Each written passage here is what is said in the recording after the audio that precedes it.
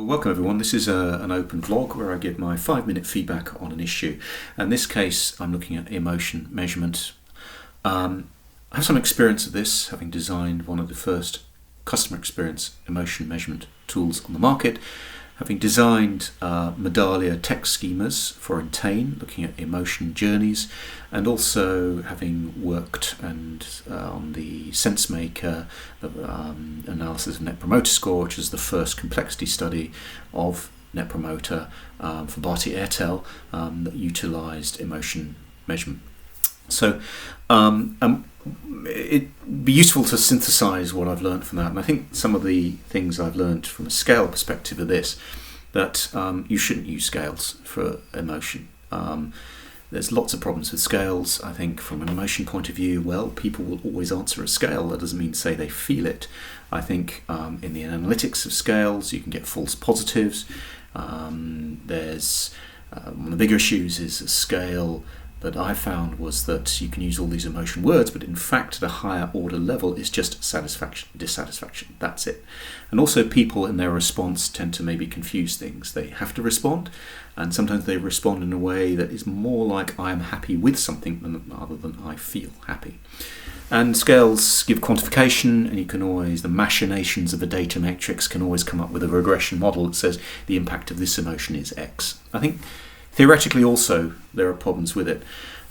When we oftentimes scales say take these 10 emotion words, but when you think about it, it's an over abstraction, because emotion always depends on something. It never stands alone as an abstraction. There's no organ for X emotion most of the time, although there might be some debate about that, certainly in customer experience, which you press and therefore X value comes out of it. It's always based on something. It is contextual.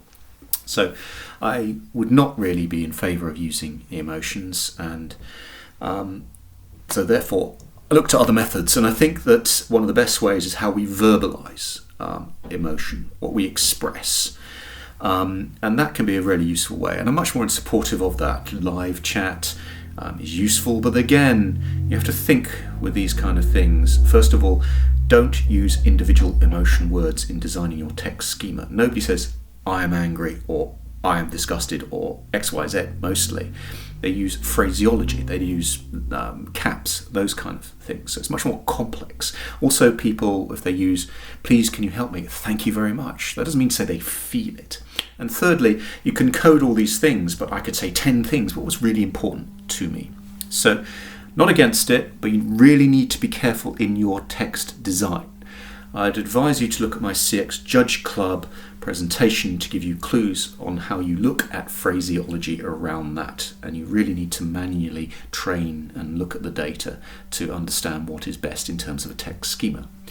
So I think another thing is, go back, it's great for alerts, great to tell us what's good, what's bad, how things are growing, weak signals in that.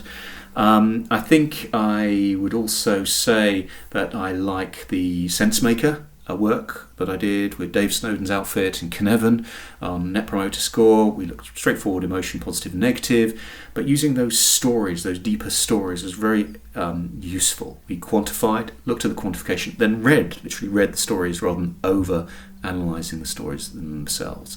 And I think that's good. And the way I'd encapsulate that is stories like that, like live chat, are better.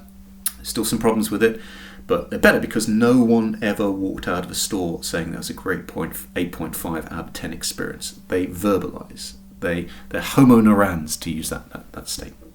So that's what I feel about emotion. Don't use an off-the-shelf scale. Also be aware of quantifications. And also, critically, something people don't realise is more emotion is not necessarily better. In aesthetic products and those with high emotion content, I get it.